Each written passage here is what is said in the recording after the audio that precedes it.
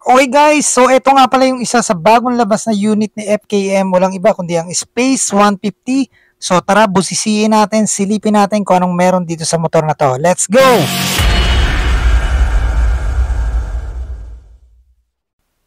Okay guys, so ito na nga at napaka-forma, napakaganda, modern classic motorcycle mula sa FKM. So kung makikita nyo guys yung kanyang panel, naka-digital tayo dyan. Then meron pa siyang pa-backlight sa kanyang mga button.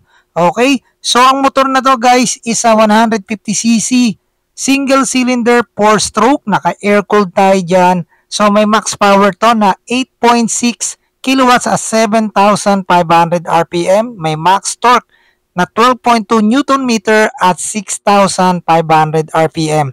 Guys, kung makikita nyo yung nasa gilid na yan, ilaw yan guys. Yan o.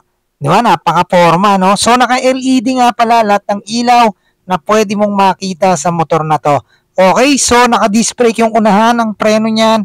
Then naka-drum brake tayo dyan sa likuran. So pagdating naman sa kanyang wheelbase, 129cm. Seat height, 72cm.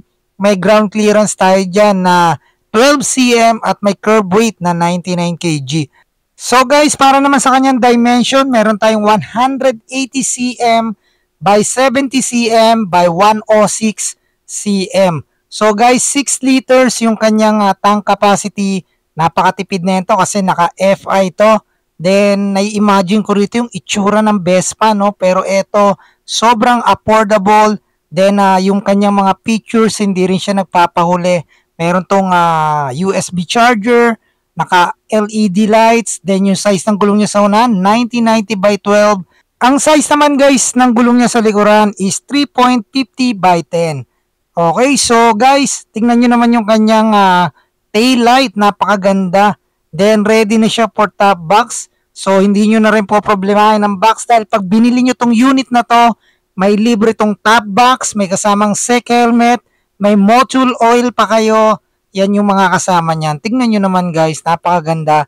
Hindi na kayo talo sa halagang 78,000 pesos para dito sa FKM Space 150. So nagkaroon tayo ng pagkakataon na i-test drive yung unit na yan.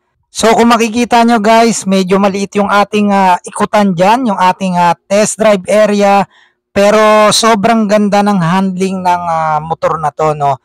Then hindi rin siya gaanong mabigat. Kaya sa mga cornering, napakadali lang niyang iliko.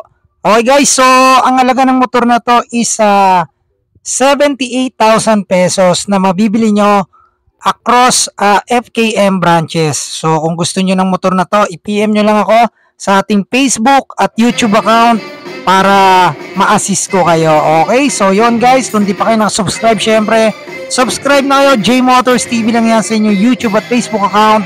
Huwag nyo kalimutan hitang notification bell para updated kayo sa lahat ng video na ina-upload natin. Ride safe sa inyo lahat and God bless you all. Peace out.